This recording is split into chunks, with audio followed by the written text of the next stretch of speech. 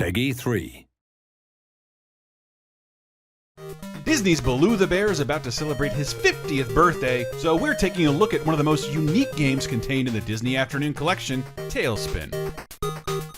Of all the characters contained within Disney and Capcom's Disney Afternoon series, Baloo the Bear might be the oldest. Yes, even older than you, Scrooge McDuck. Baloo originated in the pages of Rudyard Kipling's Jungle Book all the way back in 1894. Then, perhaps most famously, Disney adapted Kipling's Jungle Book into a major motion picture in 1967, where Baloo, one of several beloved Disney characters voiced by the legendary Phil Harris, quickly became the breakout star. Baloo's been a Disney mainstay ever since, most recently brought to life by none other than Bill Murray in the 2016 live-action Jungle Book movie. But for kids of the 90s, Baloo won a place in our hearts via the 1990 television series Talespin. In case you don't remember, the classic cartoon recast the Jungle Book characters as adventurous, skybound cargo carriers who travel to exotic locales and fend off air pirates. And most interesting for us, Capcom decided to use the premise to make something totally unique from its games like DuckTales, Chip 'n Dale's Rescue Rangers, and Darkwing Duck. Unlike the rest of the games in the Capcom Disney Afternoon series, Talespin entirely ditches the traditional side-scroller, and instead went the less traditional, yet highly appropriate route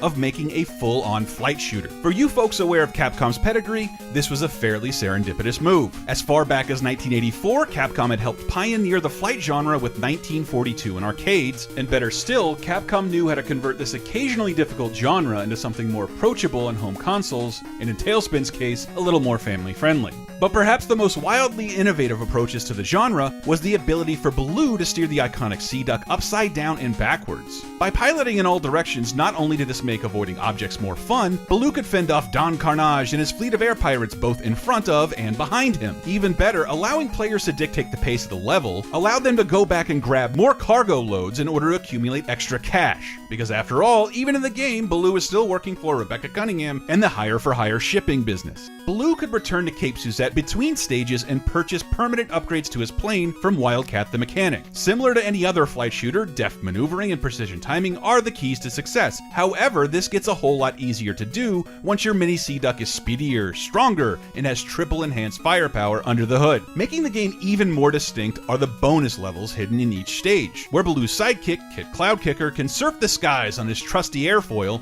as well as the towering bosses that conclude each of Talespin's unique stages, all leading up to the final encounter with Don Carnage's colossal airship, the Iron Vulture. Talespin remains charming to this day and is just one of 6 Disney-Capcom collaborations contained within the Disney Afternoon collection, where 90s kids to kids of today can enjoy all new features such as boss attack, a rewind function, and a treasure trove of unearthed art and design sheets of not only Talespin, but also DuckTales, Rescue Rangers, and Darkwing Duck.